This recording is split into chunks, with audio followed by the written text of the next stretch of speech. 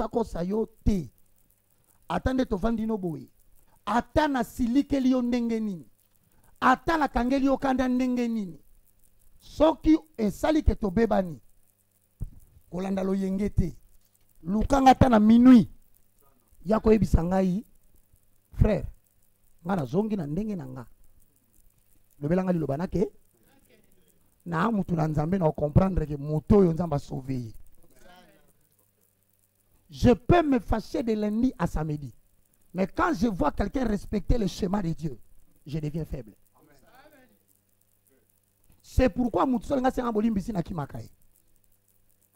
Parce que na okokate na boya.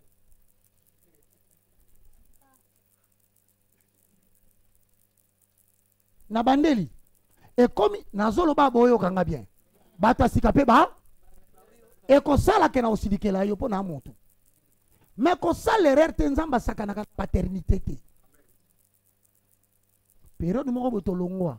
Toke to général Sonic afuta, bat ba ke ba fundi na tribunal po afuti bango mbongo te, azamabe comme tout le monde. Tant ba tie kombo na nganga na longwe. Ngai ba bengani ngana ibika ba bengani lingai. So ibino kozana ba raison ngana zali kam ngana ebi mwana beta ngoli solo. Ezana mutema na ngana ebi no personnalité na ebi pourquoi passer so na bengana nga. Et puis mutako sabino te na zaki na raison te na likamona na zaki na tort. Na kima. Ngana vanga bande kona ngai. Bake ko tala papier wana. Général atala atuni bango baka za wapi. Bato ya zate wabi mais RTA ye oyo. So lo bi RTA do ko lo bi ba firme Nigérian de tomboli chaîne. Moi na mobalo na no sala chaque jour mais ndenge na batu fale bazala na kati na ya zate. J'ai reçu le droit et je remercie le général Soni. Il a sauvé ma vie. Atindela ngai mwasi na ye. Ayeti na centre supérieur militaire pour biso na kati kiba moye bezate abengi so abengi na te abengi na bimiri banda abi na ngai papa zo bukayo abi zonga musala. Bandeko, qu'est-ce que j'ai fait? Pour na koboya ke vina ngeti kala sous le poids de la suspension. Na zongeli no musala na sali sambla ya 3 4 5 mois na simana lo na longwe. Pour na tika satabeta nga sur le kwa beta kiti. Nemba la moko lokwa na longwa ki bien nzamba pesi ya musala na RTG. Nebo ki na sali succès na RTG ya bu na komi sous-directeur. Bazwa ngai agent simple au sous-directeur. Parce que j'ai fui la malédiction de la suspension. Est-ce que vous m'avez entendu? Bien ko koma ke to ko beba na poto saba bato. Mais ce qui n'a pas que tu es suspendu. Ce qui pense à l'IA, au bimana ndako tata na yo, oswana. Na pe so conseil. Zonga. Po mateo yo, ezala kaka stock. E teka mate.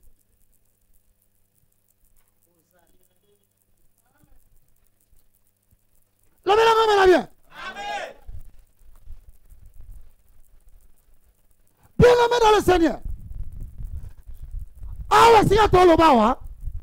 Donc comme dans le chapitre oyo, Jésus a dit la religion de l'Ancien Testament est préparatoire et provisoire. Vous l'avez bien. Le corps est préparatoire et provisoire. Comme on a un homme, comme un homme. Avec l'ombre, les assistants ne peuvent pas atteindre la perfection. Avec l'ombre, le pardon de péché est conçu là. Pourquoi? Sur votre mboulou. Mboula na botumbi risu. Et là on est dans notre sabino. Culpabilité. C'est le matumeza. Si on est au tala. Lorsque les grands prêtres avaient reçu l'autorisation de faut tomber la voile, il y avait beaucoup de conditions. Et parmi les conditions, Jésus a voulu se représenter dans les habits du sacrificateur. Pour que l'action que le sacrificateur fait, c'est une mort à la croix provisoire.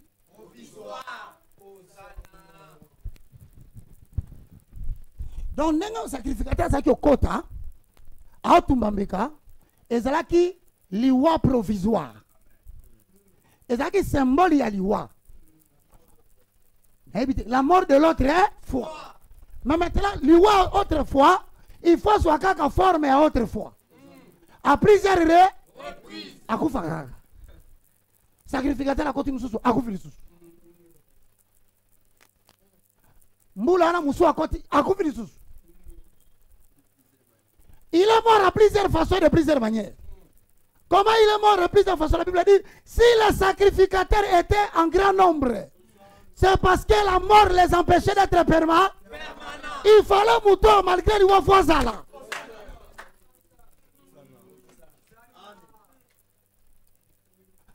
Batu bazaki on tumbambeka, na simaku, so kufi, il faut pas ça là tout va remplacer grand prêtre. Parce que grand prêtre a coup. Si on dit que Jésus est mort de plusieurs manières et de plusieurs reprises, par le fait que ceux qui portaient ces vêtements là-bas faisaient sa mort provisoire.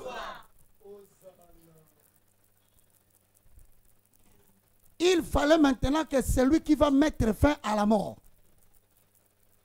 vienne récupérer les habits qu'il avait donnés au grand sacrificateur. Au lieu de les porter dans son vêtement, à la Bible lobby, il n'a pas aboli la loi. C'est maintenant de comprendre que l'eau est bakate. Ce qui a aboli, moi représentant exact. Balobi abolir te. Mais azui yango forme nango ya ombre. A kokisi yango na forme nango ya image. Yango tolobaka, il n'a pas aboli la loi. Non. La loi était verbale. Était symbolique. Il a pris tout ça. Après yango bomoy. Yango ebra soloba. Christ est entré dans le monde.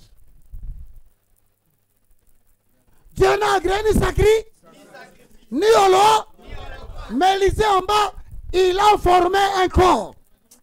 Dites autant.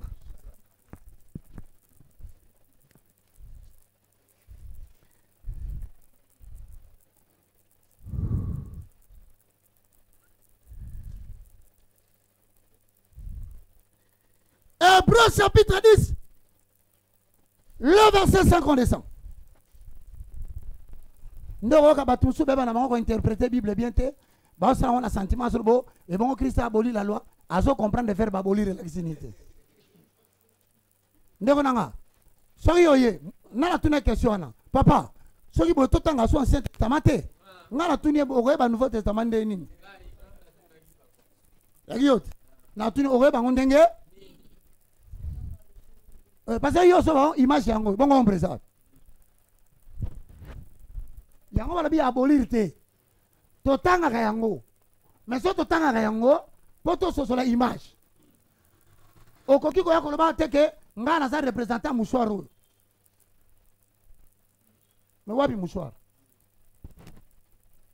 na za représenter un mouchoir oyo wapi mouchoir. Nous avons représenté Moussoro na simbi na loboko. Oh. Wabi mou? Yango na moya boli rango. Parce que Moussoro ne eloko zo peso pédagogie nanga. Ça dit que ezo pesa yo mayele poko mapananga. Falo banana Moussoro poko mapana. Fallait to banana la loi poto suka na la grâce. Or la grâce ne peut pas exister si la loi n'existe pas. Donc la grâce est aussi un chemin, mais un chemin profit pour nous amener vers le chemin définitif. Est-ce que la prédicateur va comprendre? Si quoi, quel est l'Hébreu chapitre 10, le verset 5, lisons. 1 de 3. C'est pourquoi Christ entra dans les mondes. Zéla, c'est pourquoi Christ. Non. Balabi Moïse. Balabi Abraham. Bakota la moukilité. Mais si quoi, baloba, moutoumsou à côté. Les traités de l'Alliance du Nouveau Testament s'appellent les livres de eux. Les traités de l'Alliance de l'Ancien Testament, c'est le livre de l'Hétéro. L'Hétéronome est à l'Inaïté. L'Hétéronome est à l'Ombre et à Hébreu.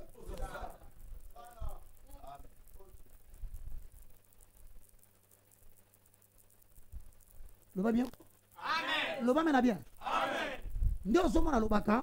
Papa Nabino. Balia qui m'a panadé. Ancien Testament. Ancienne religion. Bana bomoi. Baku fallait mutumoka kanga biloko wana. Loko la pesa bango lipa ya ombre. C'est la zako préparer pe lipa ya.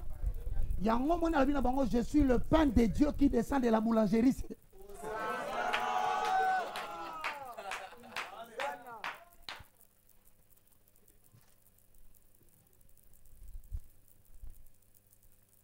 Loba mena bien quoi. Et vous comprendrez pourquoi aujourd'hui, tant qu'on va multiplier Bamapa. Bamapa quoi qui est belé nassé. Mais Jésus appelle ça ordre. Atali pa mon côté tika na mabele. Bozongo qui sango na panier. Mais c'est pas zongi sili pa na panier. C'est-à-dire bois quitter. Pour ceux qui bois fallait tika na mabele. Mais bazongi sur la panier c'est pas une intention ka bolanga batumsu. Mais batango musu ezaki banani. Il y a un colo de plusieurs manières à s'atteindre le bico en Israël. Balia yango pe me bafula yango pied. Mais zongi sango na panier pour na chiffre 12 parce que Israël faut bika lisu.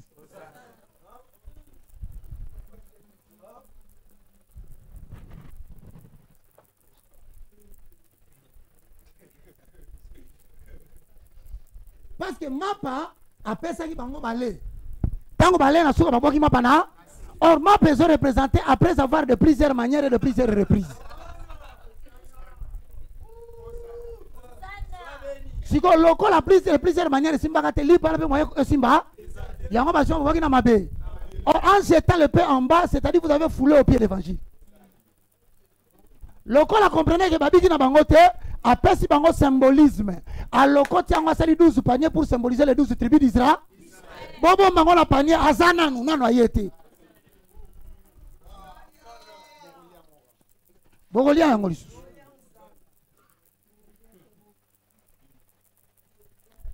So babi togolia li pandanga nini basi babo ari na sebani atiabi oui la pierre qu'on rejetait c'est qui bâtit.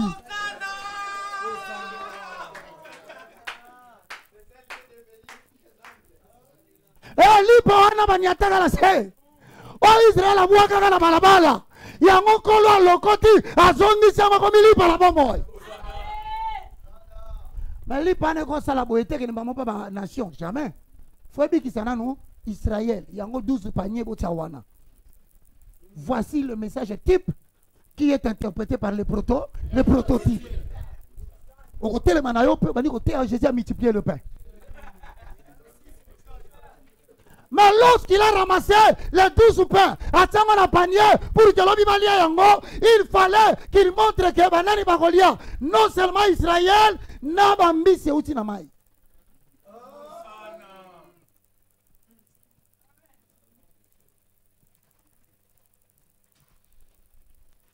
Si koyo, mai apocalypse, a se définir encore le monde pas, païen.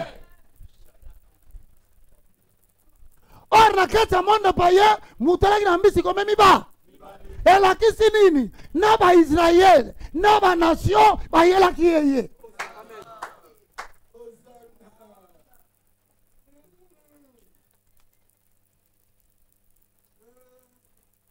Donc ba yeli ba mbisi mi bale, ba pesi ba la bi atondi tata, ala bi kolo na netolio, lo lenga la kokufa pona Israël, lo lenga la kokufa pona ba nation.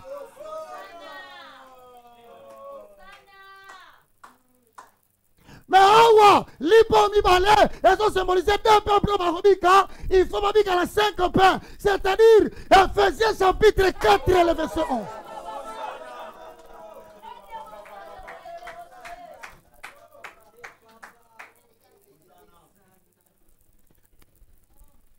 Et le pain sera une nourriture à manger. Donc la parole de l'Éternel, vous allez le consommer. Israël mangera les 5 ministères. Les nations mangeront le ministère de la paix, de la parole.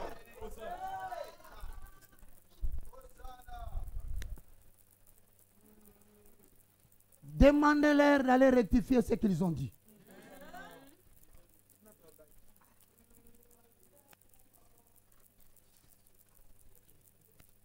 Et comme ce n'était pas encore le temps des nations, il fallait ramasser 12 paniers pour donner le symbole que je garde le pain pour Israël.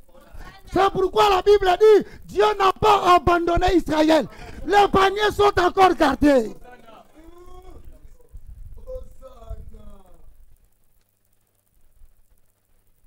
Est-ce que Dieu a-t-il abandonné notre mère? Il a dit, montrez-moi où est-ce que je lui ai donné la lettre de répudiation. Voilà pourquoi, bien-aimés dans le Seigneur, parlant des divorces, Jésus-Christ leur dira, si Moïse vous a prescrit le divorce, c'est à cause de la directive amitié Manabi, mais au commencement, il n'en était pas un. Voilà pourquoi il instruit. Ce qui mutaboy moi si. A comme il a tata yele, mais lettre on lettre divorce c'était. On lettre répudiation. Et là qui c'est que la comédie tata na yo. Moi na yo azo se comporter mabe. Alors na makamna lingité. Lokola yo lingaka te baboya moi si. Na zongi si e pai na yo. Bandela edika.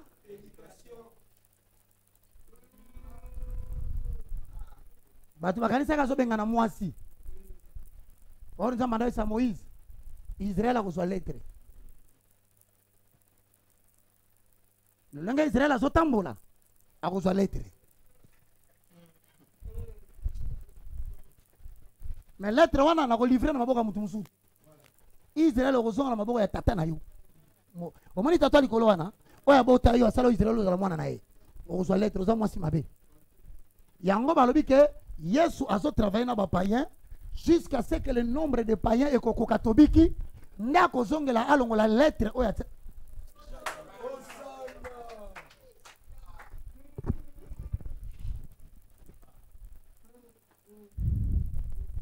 Voilà pourquoi le grand prêtre était le type, mais Jésus-Christ est le prototype. Ah, grand prêtre alinga kota, c'est le Yesu alinga ko. Mais Yesu a rotika kota yemo kote, parce que c'est indigne. Voilà taillé sous la forme de l'ombre. Yango zo kabalobi, il n'a agréé ni sacrifice, ni holocauste, tangala se.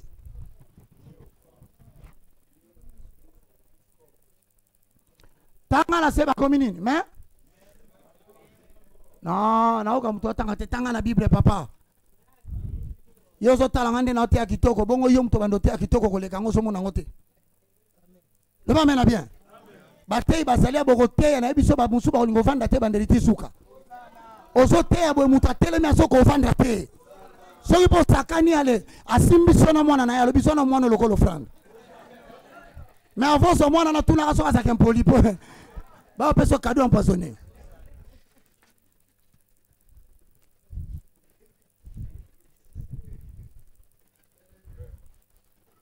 Somona bazo ko tikelo mwana na kati ya bassin. Mais otali na sia bassin machette. Ya o kuluna bozo tikila ngaite. Le belanga mena bien. Siko balobi awa azaki olati lamba ya grand prêtre. Tant on betaka masolo ba sacrificateur hein. Kobo sana kate. Jésus a l'attabi mana ye moko yombo balobi ke il a aboli. Ça dit que il n'a pas aboli mais il a accompli. Et lingo la kisakelo na ebite faire accomplir ce bon monde ni. C'est là. Accomplir la kisini. Bon koko kisela kisini. Na expliquer. Koko kisela kisi baloba ye makamu moko liboso.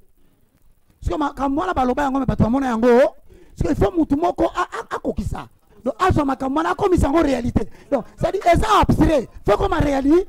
Na to so comprendre. Ça dit eza makamu to ba joka na mutu. Eza li kamna ba joka na mutu.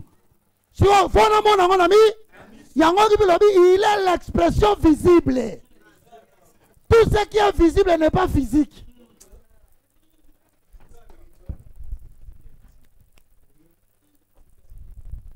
Comprendre. Il a l'image visible de Dieu en vie. Or, tout ce qui est visible n'est pas physique. Oh. Est-ce qu'il est l'image physique? Il est l'image visible. Il y a un temps pour moi dans la mais c'est pourquoi on va dire physique? Pas physique, il faut aussi mbater. Kasi kende ko simba mapata. Na misu na moni ngote.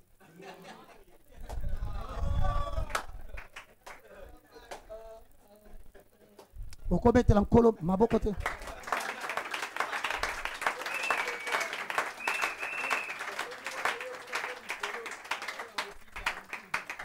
na voisin nyonso ezalaka théâtre te.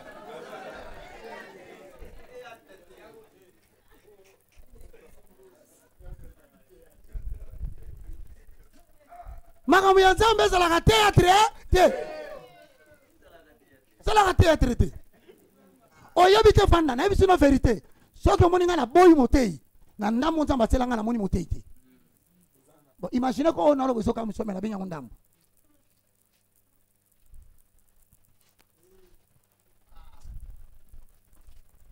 Azali image mona la ka Nzambe mona la ka.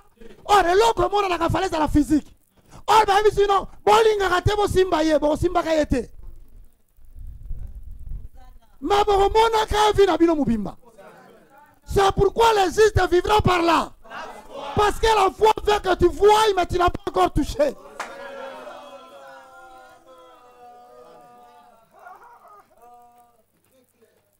Est-ce que le belanga mène bien? Oligno mona mapata. Matana na avion.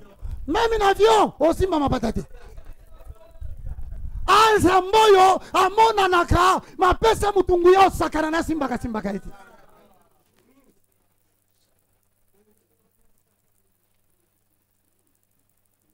Ne ba beti biso liso balobi Jésus-Christ azali image visible o batu bamonaka.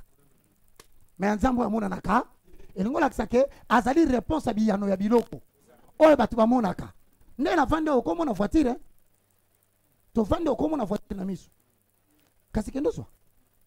Bo bamelo na $57,000.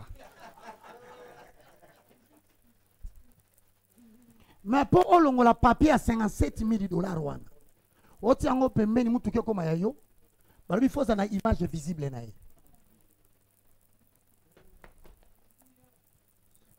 Komona ka mutuka te mona ka Yesu asopeso mutuka. Yango na yebisio ke loko nyonso luka na fina yo kotalela ka batu te. Mona ka Nzambo asala batu. Malgré zo simba yete alobi nanga ka koso mona ye na kata foi na yo. Azo koma visibilité ya makambo eza invisible. Yango lobina bango ya mon souverain sacrificateur atia le kolakata hema bon peut ça y est représentation visible.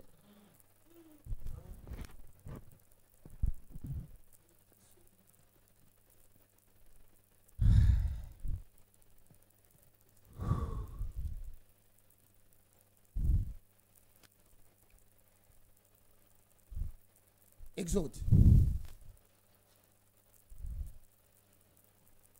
Voici les éléments exigés pour que le souverain sacrificateur entre dans les voiles sales et déchirées.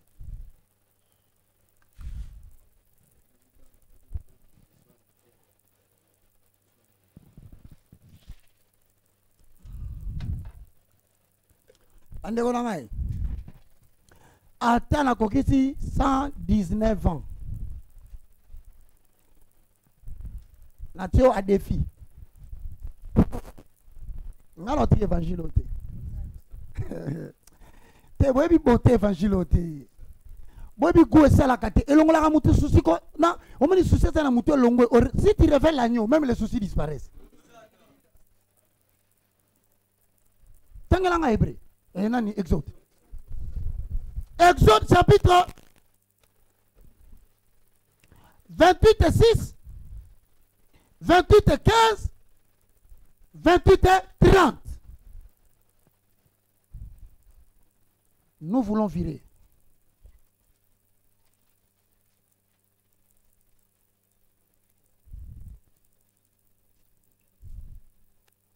Ozaliwana? Roger, comment ça va? Papa, comment ça? Mamozo, comment il faut ça l'effort autant en mingi tika na mutu. Parce que on a l'église de Revers. On a bandoté ya pour moi maté zaka na poko tu fais 18 et 19 h. Mayangani. Na lingala mayangani hein. Na français mayangani. Oyo ka paso ba piata na ke maya. Na français je pars au mayanga. Moi peut-être babé so balbaka ai je pars à mayangani, je pars au mayangani. Ça dépend. Hein? Ça dépend de celui qui est aliéné hein. Magamona ote ya oyoko soza muto zaka sérieux par rapport à yomoko.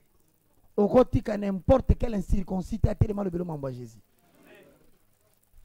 Regardez-moi cet incirconcis. Il ose parler des choses qu'il ignore. Et la Bible dit il parle de Dieu d'une manière injurieuse.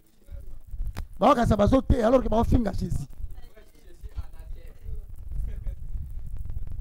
Des fontaines sans eau.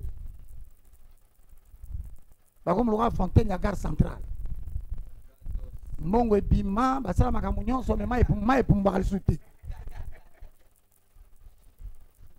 Benga homme de Dieu gare centrale. Ma belle fontaine sikoyo soki mai ezobima lisusu te. Mai etikala kana ekomaka vert. Voyez pour comment faire. Mai ekufi. Mai ekufaka. Ce n'est pas la stagnation qui atteste la couleur verte. C'est la mort de l'eau. Mai se comme vert ekufi. Nabandeli ekufi. Parce que le verdâtre c'est la couleur de la décomposition physique après la mort. Il y a un apocalypse qui cheval avec la couleur verdâtre. Il lui fit donner le pouvoir d'amener la mort.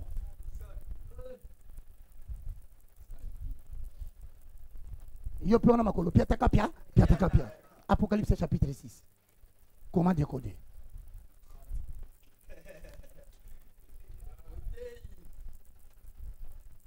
Ce que est dans la fontaine sans eau, Moutou Azali, Azakar central, Azana Maye Koufa.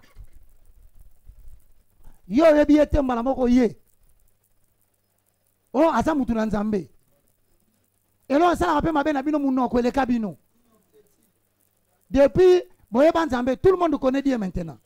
Sosoka omoni sosoka fa déchirer mingi et ba selon moi dose respect nanga. Peut-être na fondement kitaki. Mais au fur et à mesure ça mando sala na nzoto ya pamba o ya baka. Abando bimisolo makambo ebombama na yo mo ndofana ndoko bitebo yo mo kosoba menzamba lo bana mukata munoko mutu boye lo ba mena bien ko amen. Même ngane na vanda ka c'est na vandi na kiti Nathalie Bivor, Nathalie Joël, Nathalie Kiasumbwa na balisu mukongo bazo ko déchirer voile na revendre comme à niveau mo la sentir pena moi, on a déchiré voile. Faut na balouka, c'est petit. Au colis. Au côté évangile éternel. Ça, c'est l'évangile éternel. De génération en génération, on prêchera ça. Le souverain sacrificateur était l'ombre de Jésus-Christ pour exercer le travail de l'ombre que Jésus devait faire en parfaite action. C'est-à-dire que pour le pardon des péchés du peuple, et pour le pardon de ses propres péchés, Jésus-Christ viendra aussi, lui aussi doit demander pardon pour ses péchés. Alors que Yaza Moussantou, Asengi Bolimissiani, mais Asa Moussoumoukki, ce Asa Moussoumoukki, pour l'année n'a baptême. Parce que baptême, il y a ça et ça, baptême, il y a repentance. Ça dit, Mouta Bongo li moté. Yes, il ne fallait pas Bongo la moté, Mayaya. Comment n'est-il pas Bongoli? Yango moni Jean Baptiste alobi na okokate na fongola basandala makolona. Oza mosumu kite mozo senga bolimi se masu. Masumu azo senga bolimi se za ya yete.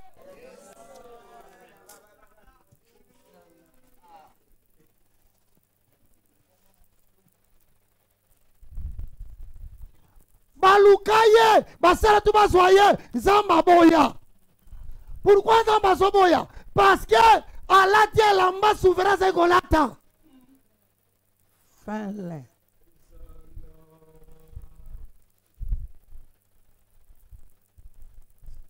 Or on leur disait, celui qui entrera dans les lieux saints des saints de manière indigne sera puni de mort. Mais pourquoi Jésus est mort? C'est que Jésus est entré de manière indigne.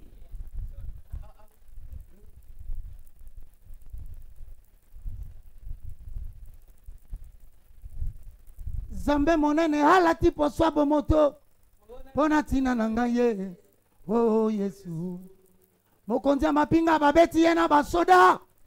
Pona tina nanga ye. Oh Yesu.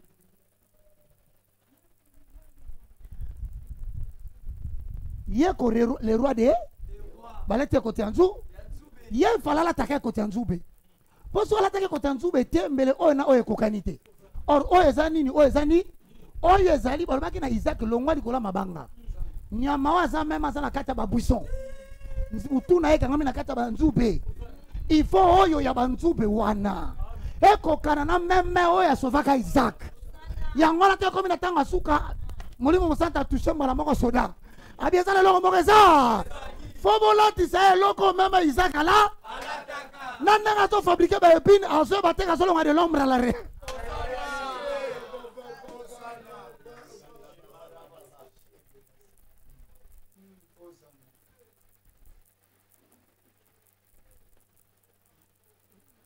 Lobela bien.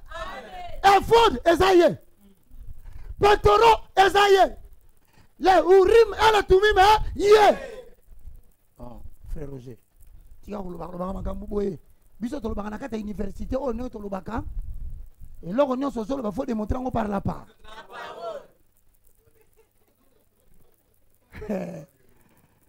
Ando kaka so batu bateaka. Asimbi biki bien akaisoko abi bon. Parti on est ya yango. Obi parti ya kanela ka batu yango. Bamusu basala nga so bima mbala moko abenga na téléphone. Allo papi tokuta na poko nana biloko. Nasu litière. Yango ndeke na kobisa mbongo na tendresse ko. Mais vous savez la difficulté ici c'est quoi? La difficulté est telle que tu peux prêcher ma parole. Mais il faut avoir l'esprit que j'ai. Parce que ce que je dis a un esprit. C'est ainsi que tu peux imiter ce que je dis. Tu peux réciter même ce que je dis. Mais au moins, comme il appartient à votre parole, on va te loka.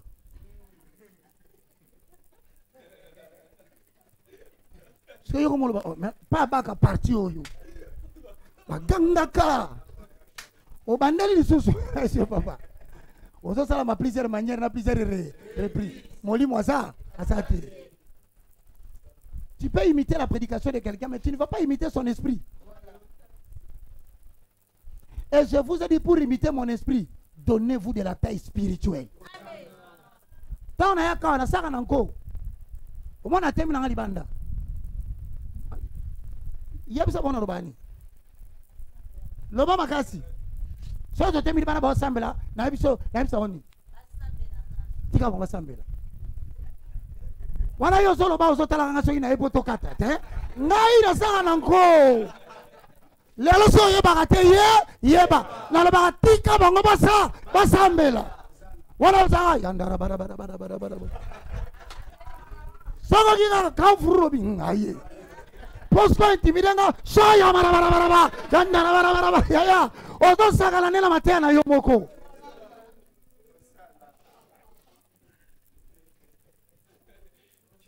Omana mtasambela wa ale yandara bashi koraba kamari bibi. Aye. Sa bebe senda yandara bara. Sai na koti na tala na yaka na termina otala bino na kati. Nabi alida baba ndo sambela erni. Abino à partir à 7h40. Ya to kene tikota mangembo. Tika bango basambela. Orton no tiko sambela za bwani. Na olingo tumbaka mbeka mingi. Potango tumba mbeka mingi akopesa yo esprit ya parole na ye. Siko mona ye na temili bana na so sabo. Yango tango yaka ko sambelite. Oso telemela ngai te. Na bandeli c'est pas moi qui te distrait. L'entraînement de l'esprit c'est pour bien révéler l'agneau. Ce que je vous prêche, je ne l'ai ni entendu de la bouche de quelqu'un. Comme Galate l'a dit, je ne l'ai appris ni à l'école, mais cela m'a été révélé par lui-même. C'est-à-dire, tant que na komi na taille, abando bimisanga ba secret wa bombe la kabato. Sambela ka de 7h30, tier na koya. Bonde la peut-être au courant de la semaine, on soit qui tenté. Investir dans Gongawana parce que on récupère temps perdu d'entraînement.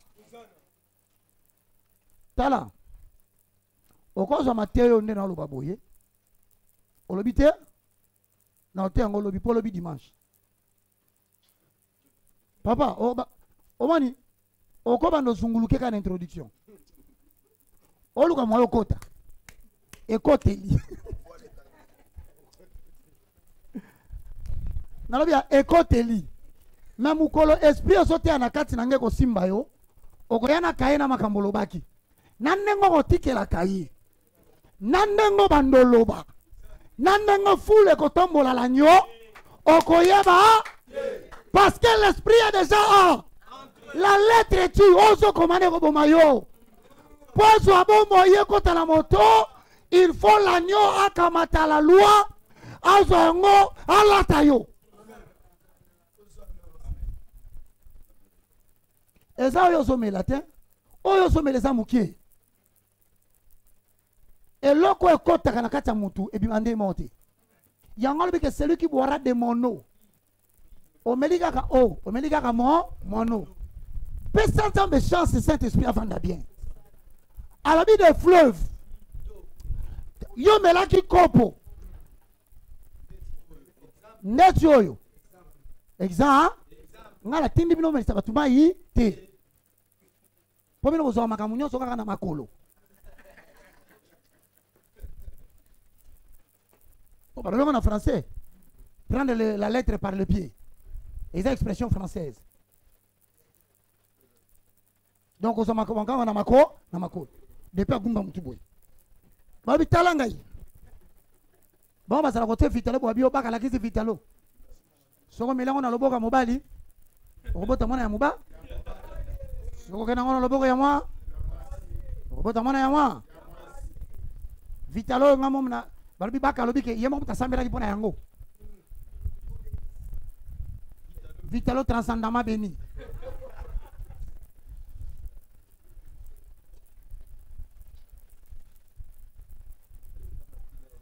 oyo eza makila ya Yesu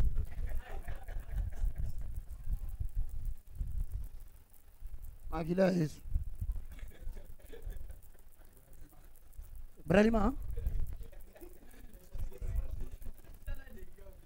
na bakosa bino te bato bayebi gu ya bato bayebi importance ya vitalo vitalo eza kitoko nasali publicité te vitalo ata bana poto bamela yango soki aye bamelaka vitalo me tala bato nde baza mitema mabe ekoma période moko mai na vérifier pe nanu te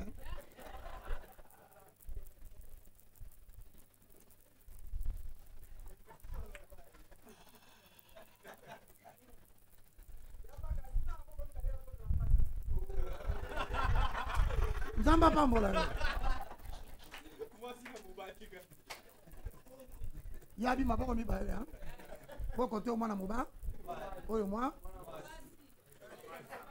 mais bakosa bino te na ninga mapasa trop non ne na boti bango te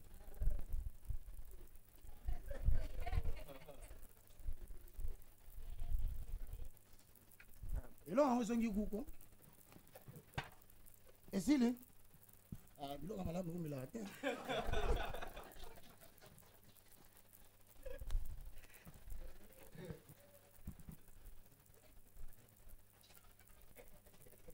ok Exode chapitre 28, le verset 5. Non, 6. Après, Ami Balé, verset 15. Après, Ami 7, verset 3. Le lorsqu'on tanga que l'effort de ce Dieu, c'est Jésus. Jésus demandait au sacrificateur de porter l'effort parce que c'était lui l'effort. Il voulait qu'il porte le pectoral parce qu'il est le pectoral. Et il voulait que Bassale la avant quand on a les liens très saints des saints, Bassale la l'urim et le tout. Maintenant, il faut expliquer aux gens parce que le prédicateur va quand il a dit qu'il y a un berger à quel fan de la porte à John. Attendez, là, le bas, on va monter ma papa, le bas. Toi aussi, ça court cacao. Non, quand tu as cacao. Non, non, non, non, non, non, partout, on est à 5 000.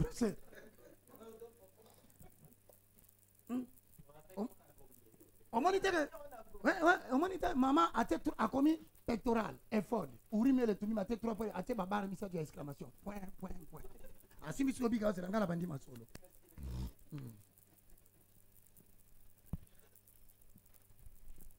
eza ekoki eza nanu nabendaka boye mpona kati moko manda azosouligne kaka mwa mbala ozokisaka na lettre basouligne kaka bomoni mkwana sabina que celui qui a la connaissance il a le pouvoir sur vous sala to sa connaissance ozana pouvoir likola bato mo boye tokendeka na ndako boye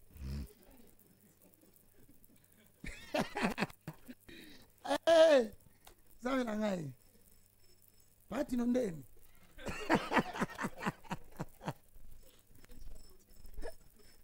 tu continues mon tu continues c'est l'authenticité de l'université de la foi chrétienne. Université,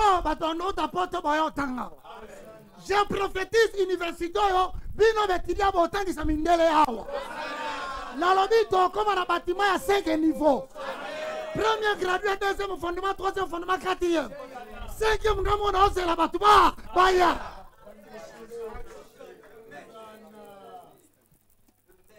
Kolo asome la biso lopango. Ezala na 5 niveaux. Kabino batubasalia bokoma ba professeur. Ndabo koyeba que passer c'est fou, et fou taka.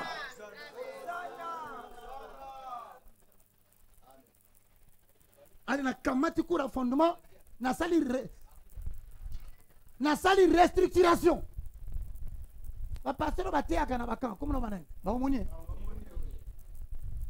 Donc, quand il sa formation, il y a université de la foi chrétienne dans tous les camps.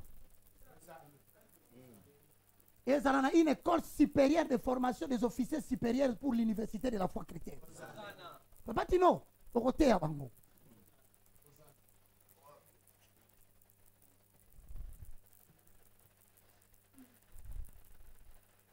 Le m'a bien. Amen. Mais il y a un peu de détail.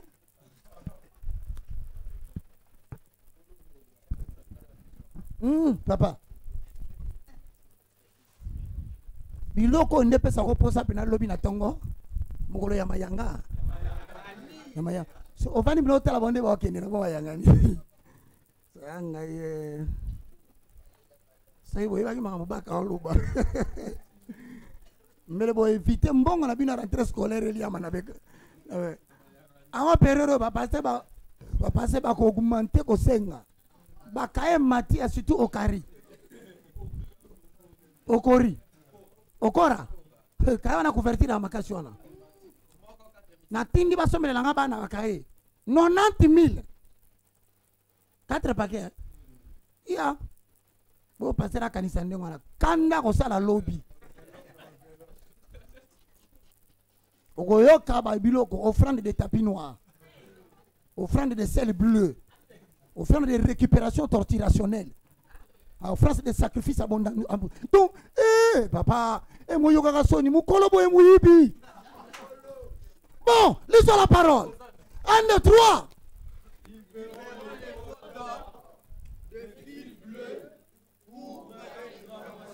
Un.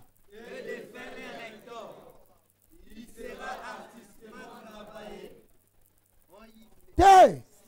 Bandela kawana komana tango solo bayo moko ebali kambo koma anda 3 ils verront le faux d'or effort de ça nini effort de ça nini pour la nini effort de argenté neso banomona ka alata ki Yesu effort de ça tablier mais ça la wo bongo pour la nini te en bronze.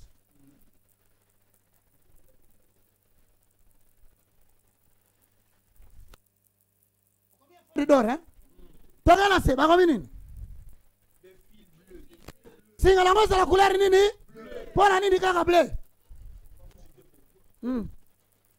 Ndoko mona siko fili wana elataki Yesu.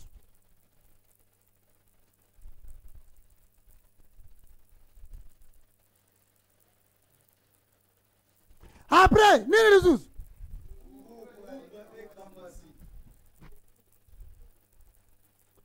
Fil bleu, pourpre, et puis cramois.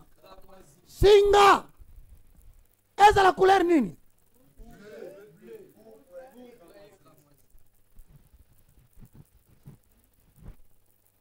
Comment on va? Natuni wa?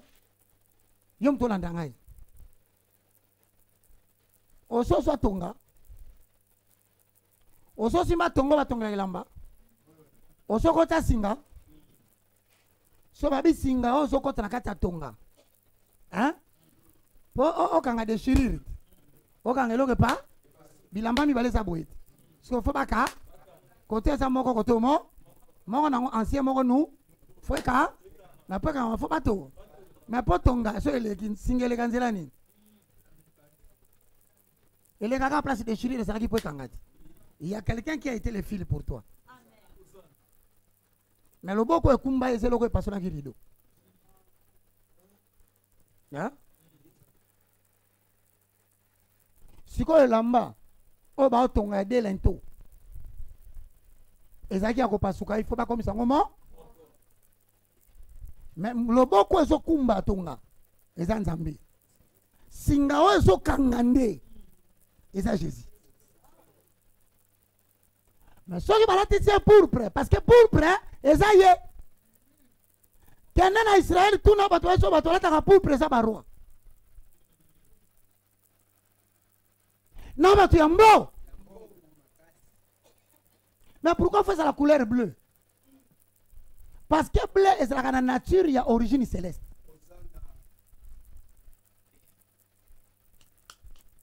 Sacrificateur à l'attaquer. Non, on a demandé une explication de. Non, on le mémoire, la lecture. Hein? Oh. Oh, tu es solo là. Non, tu révélé. Il faut du force à la Yahweh. Oh, yes, tu t'en as bon ami. Ma marche, il fallait même ma présent. Na ma présent, il y a Matthieu chapitre 2. Ma marche, il y a wo. Pour nani il y a wo. Parce que wo, c'est le cadeau qu'on donne au roi. Pour contester que moi, non, ce bon tama, il faut dire yo.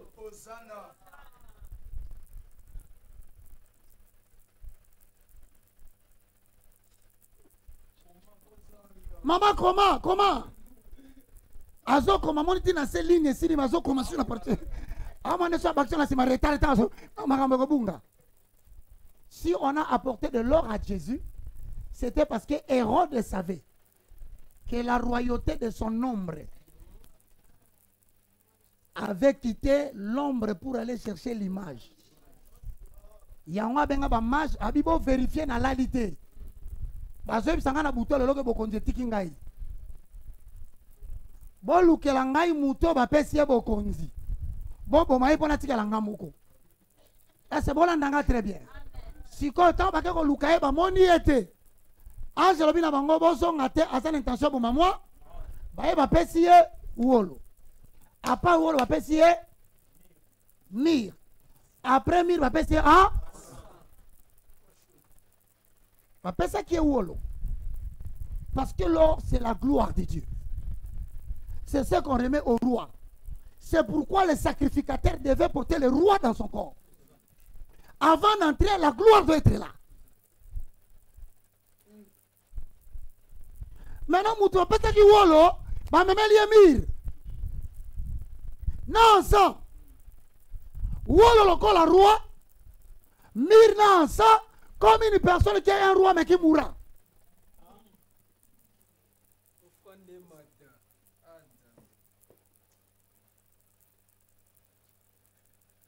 Quelle est l'église catholique? Babo Rani. En 16 Rani. Et ça n'est mili. Tout le monde pourquoi on est ensemble? Parce que selon eux, le Christ est mort. Mais Jésus n'est pas la fumée. L'onçon est un loco, oyo, basalaka yango mpona moto akokufa. Yango souverain sacrificateur baosignale ye yo olata efode ya wolo oyo bapesaki Yesu na bomwana yango wana eye kote kuna. Mais ozolata wolo olati Jésus so olati ete voile kosupporte yo te mpo témoin za soko franchir wana sans que wolo ezala okozonga boye te okufi na kati.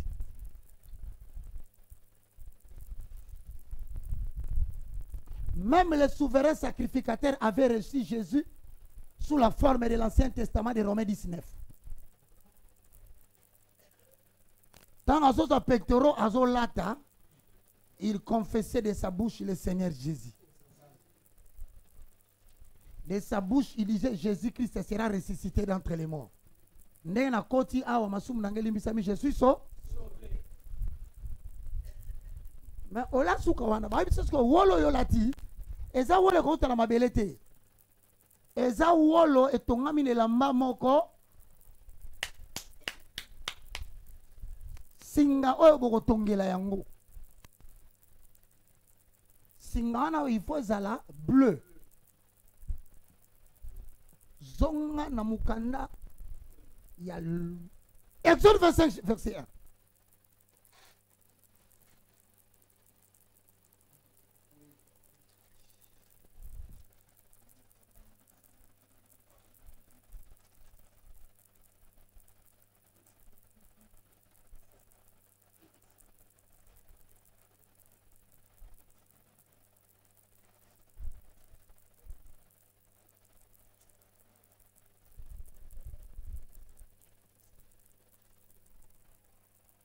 Vous y êtes? Troisième verset et huitième verset.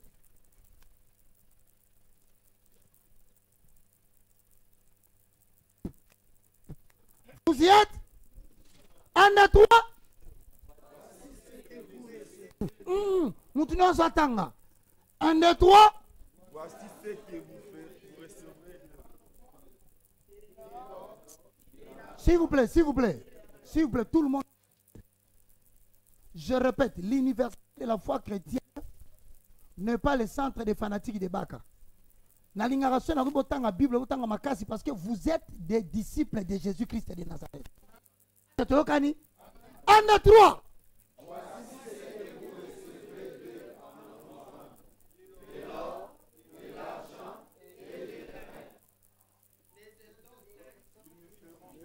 Quatre des étoffes. Un de trois.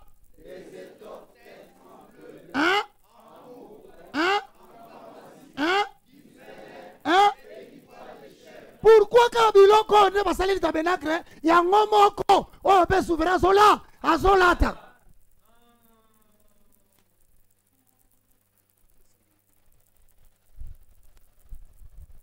C'est ça la question.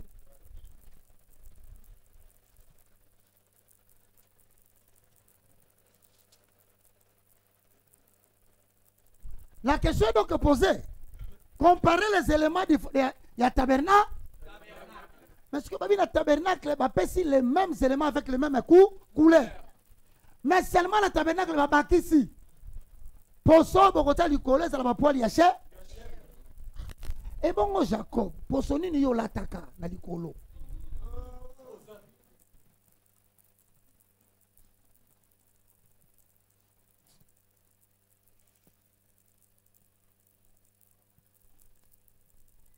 Pour sauver Jacob, il a attaqué Nicolas pour son aïe. Et c'est là parce que c'est là qui est indigne. Il y a que pas moli à papa, il fallait que Luka et Loko et rendre digne. Or, et Loko et commissaire de Jacob est digne, et c'est pour ce yamé. Parce que même en on a ça que pambola Jacob moyibi. Et Nzamba lobe Loko te atikela Jacob li pamboli malgré ça moyibi. C'est-à-dire que le colo ya ki moyibi Nzamba pamboli m'a regretté.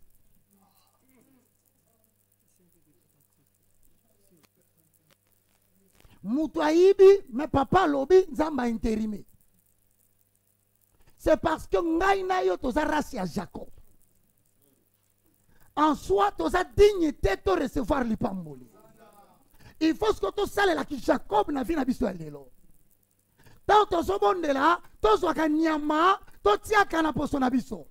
Poso na mungongo a identifié que tu as péché, et la rosimba a posa mwana na ye. Hosanna, re baba.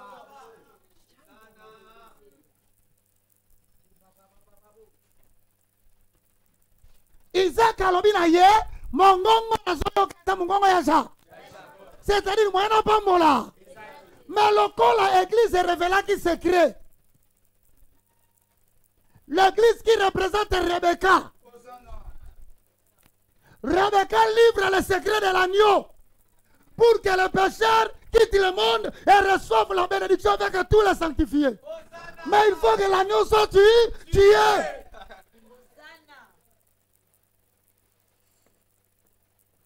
Yango so tomboli mungongo lobi zambe na zo sengo yokelanga mawa. Alobi le salaire du péché c'est la mort. Mungongo no moyena kango sa toza musumuki. Mais lorsque maintenant il y descend, parce qu'en matière à l'ipamboli nzamba za aveugle.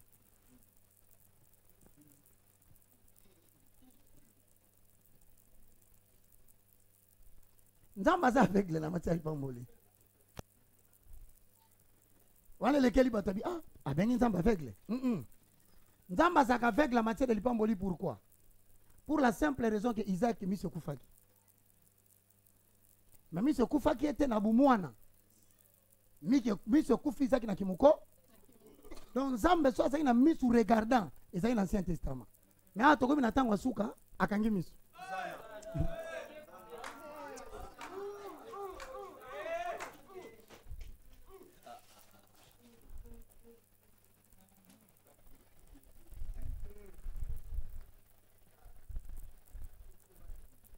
Siko akangi misu bwani. Isaac akoli. Tokomi na tango suka. Sika matwa finga Jésus ba sepela. Ba na ma finga Jésus selote. Ai boye bate na koma bino. Mais eloko ko sala siko papa mbola yo. Misu te pona misu akondima yo te. Hosanna. Bible bi batino so batatu ke nzamba za mo santo biso to za kupa. Na Isaac akoli. Zambe tokomi na tango il faut kola. Mais kokola na ye eza mbula te. Eza okanga misu. Si tango Isaac amoni no na kosala rera mungongo. Mais nana signe moko o kosala ke fala pesa.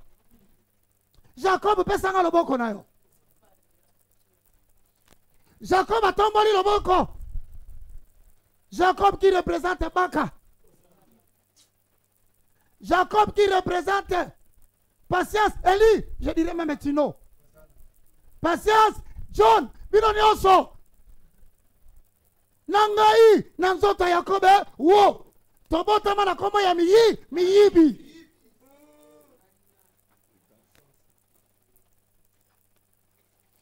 Lokola Isaac akoli, il faut simba. Tango simbi.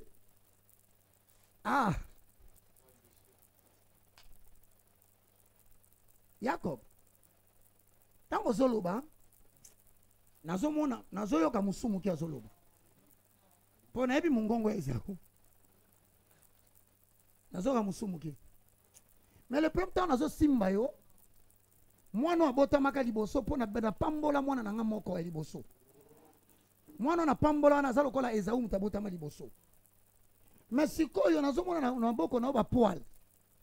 Or ba poil na simba yango nezo pousser nga na croire que yonde Esau. Ba poil na simba yango zo pousser nga na croire que tu es premier-né. Ba poil na simba na tu mérites la bénédiction, non pas par la voix. Mais ce n'est pas ta voix que Dieu entend. Nyonso aussi on angolu ya aveuglement ki mukolo na ye.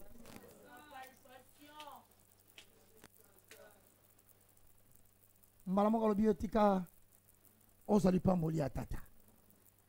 Mais siko tango akitisi loboko motune tunami. Est-ce que Isaac a pamboli pena mutu fala pambola? C'est la pamboli mutu il fallait pas. Mais est-ce que boyo kaka ketango ezawa yaka? Abimela ye. Pas simba qui est ayoki suka poil.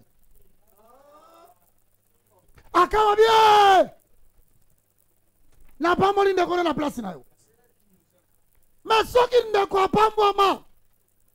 C'est parce que ndeko azalaki na maman na bango qui s'appelle l'église. Ceux qui sont dans la nation, ils ont impudicité, mais parce que l'Église est aliawa. L'Église est l'acceptation de la Marie. Faites tout ce qu'il vous dit. Il vous dira. Tobi qui dans la conseil, il y a église. Jacob, abi qui dans la Rebbe. Rebecca, la bino. L'église n'a pas reçu mandat de bénir. Mais l'église a reçu mandat de montrer les recommandations et les désirs du Père.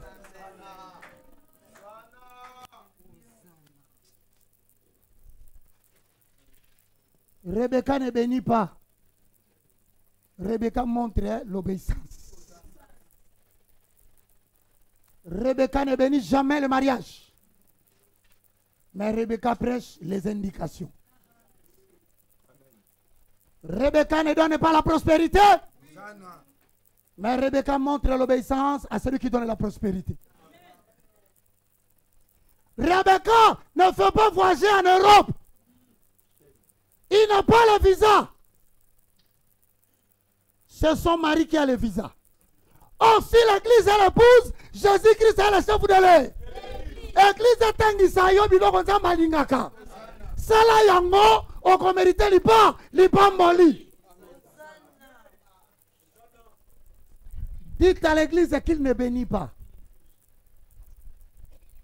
Dites aux confessions religieuses que vous ne bénissez pas.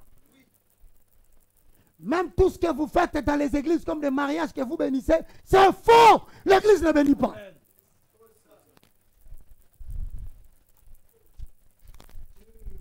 Saya Kamarebo Senda.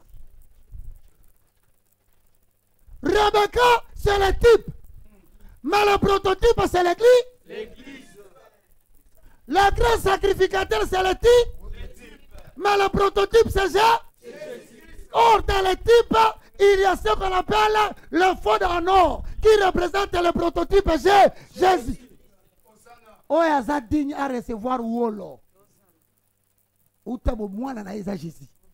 Sacrificateur okola taye nanko. Poso latiete okotati. Si wolo lati et yana basinga ya bleu.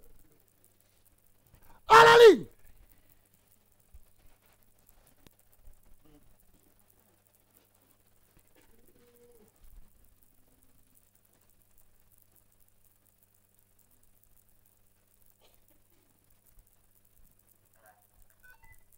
Voici la signification symbolique des couleurs.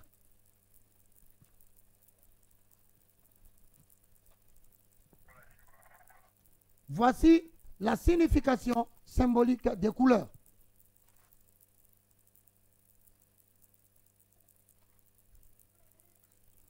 Et le matériau. Voici la signification symbolique des couleurs et des matériaux.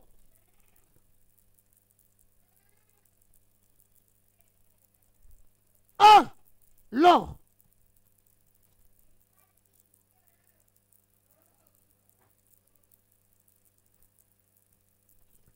Elle symbolise Dieu et sa gloire.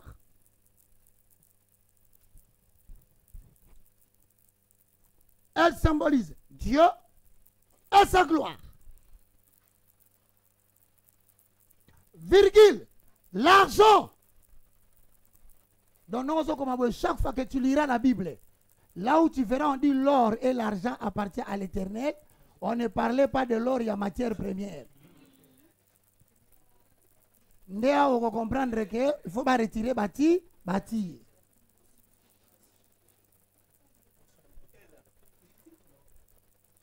Wolo ndengai. Ngainza. Si on sort, on va na zanzambe. Zwanga itanga na moto nyonso etumba kabato bazana wolo ya nzambe bazika kate na suka okuta kaka nzambe azali oza na tembe tuna Meshaki Shadraki na Abednego.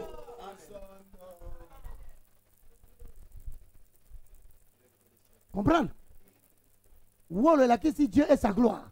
Mais l'argent symbolise la rédemption.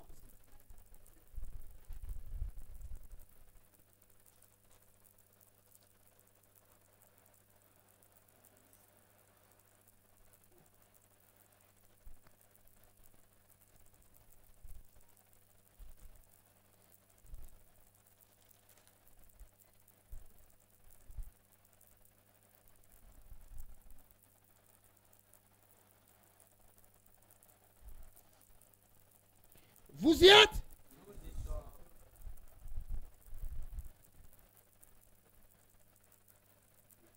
Exode chapitre 26, 9.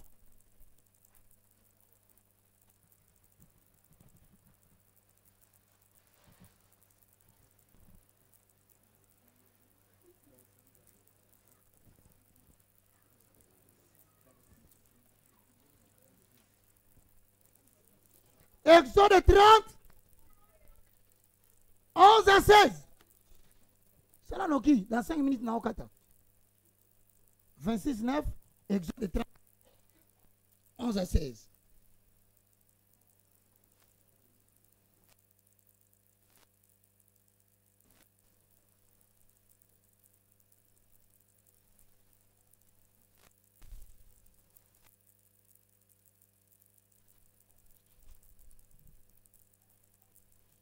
Ali.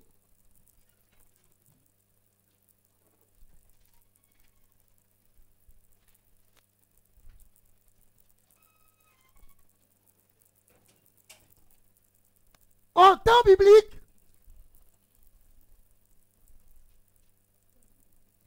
au temps de la Bible, l'argent est utilisé en bijouterie pour la fabrication des idoles.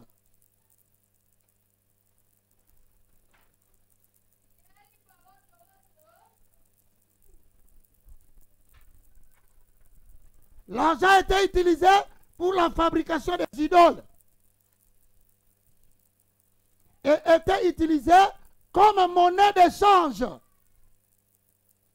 L'argent était fabriqué en bijouterie pour la fabrication. Était utilisé en bijouterie pour la fabrication des idoles et monnaie d'échange.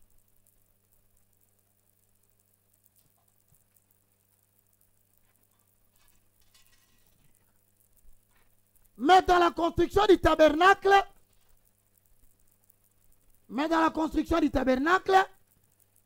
l'argent était utilisé pour la fabrication des idoles et monnaie d'échange. Mais dans la construction du tabernacle, Dieu ordonna à Moïse, mais dans la construction du tabernacle, Dieu ordonna à Moïse de réclamer à chaque Israélite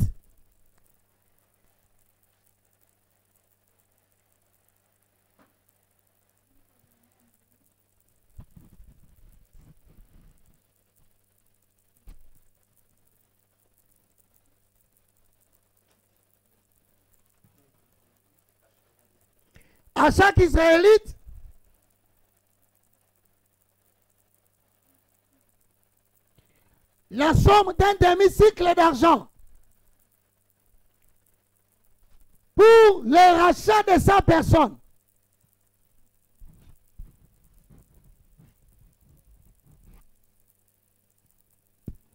La somme d'un demi-cycle. Dieu réclama à Moïse la somme d'un demi-cycle d'argent pour le rachat de sa personne. Terminons Exode 30, 11 à 16.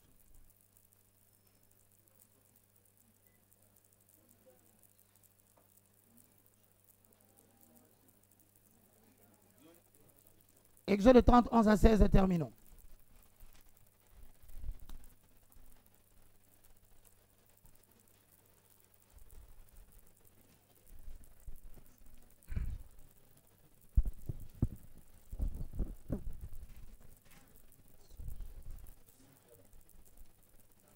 Est-ce que vous y êtes?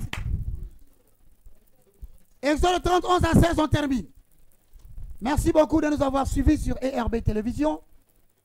Nous avons dit que c'est une chaîne de la restauration des valeurs spirituelles. Ici, nous redonnons l'image à l'ombre. C'est pourquoi nous appelons l'école de samedi voile de. Est-ce qu'on peut lire? Lisons. L'Éternel parla à Moïse. 1, 2, 3. L'Éternel parla à Moïse et dit, lorsque tu compteras les enfants d'Israël pour en faire des dénombrements, chacun d'eux paiera à l'Éternel le rachat de sa personne, afin qu'il ne soit frappé d'aucune plaie lors de ces dénombrements. Voici ce que donneront tous ceux qui seront compris dans les dénombrements. Un demi-cycle selon le cycle des sanctuaires, qui est de 20 guéras. Un demi-cycle sera le don prélevé pour l'Éternel.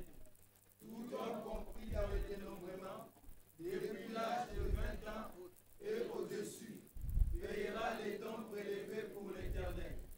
Le riche ne payera pas plus, et le pauvre ne payera pas moins. Comme don prélevé pour l'Éternel, afin de racheter leur personne. Tu recevras des enfants d'Israël l'argent du rachat, et tu l'appliqueras au travail de la tente d'assignation. Ce sera pour les enfants d'Israël un souvenir devant l'Éternel pour le rachat de leur personne. Lorsqu'on construisait le tabernacle, le crochet et les tringles étaient en argent. Bah maman, bino botaka ba rideau, tringles zani.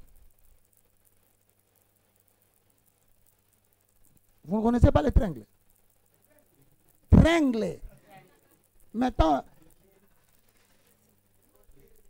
nini? Ma bende nini? Au moins, ok.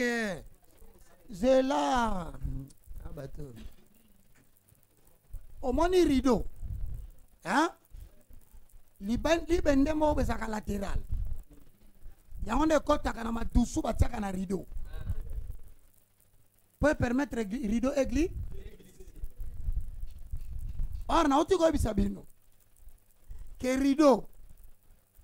Ezanzoto ya ye. Mais ba pesa ki ordre ba madusu wana ba triangle ba sala ngona argent.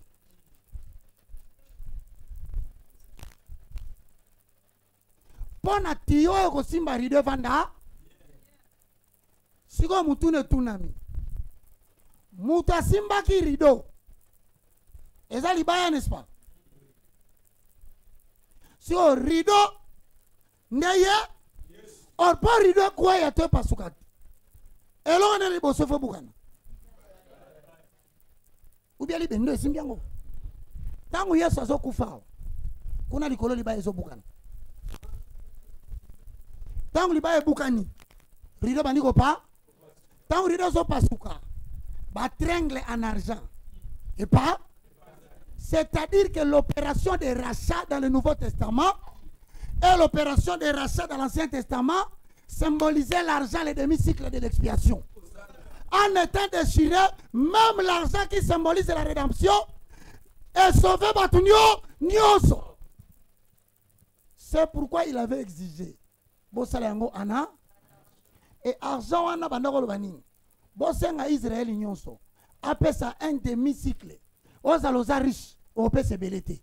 Aux alosa pauvres, on peut se faire moukier. Et nous avons dit lobby kotozo de kulusu. Ba riche babika plus cher que nous te. Ba bongi lelo babika plus cher que nous te. Oh batongi bandako lelo babika plus cher que nous te. Ko la bika biso sondenge mo.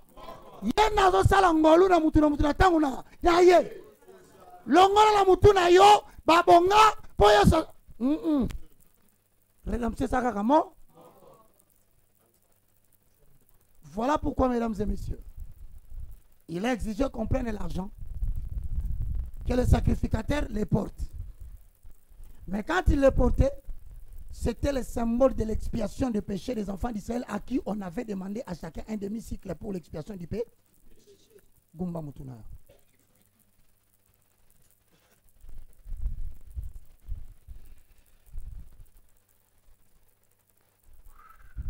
Gumba Mutuna yo.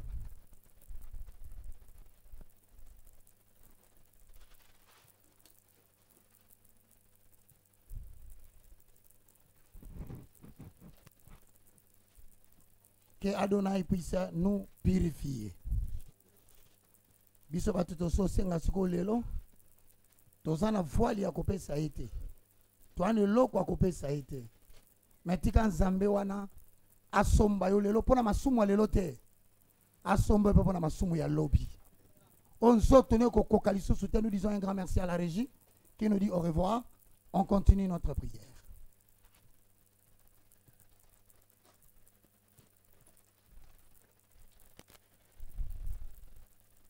Tosobonde la pona biso moko te, tobonde la pe pona ba oyo bazana biso te. Tosobonde la pe pona ba oyo bazana ndako. Tosobonde la pona bana na biso bazana ndako. Mwana mobali alobaki yende wolo yende argent. Alimbisa yo masumu nyonso saki na niveau ya conscience. Oyo projetaki ya mabe ayokela yo mawa. Asenga yo ebele te.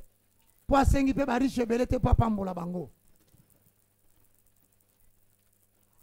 Na masumu na saraki kololi bisanga.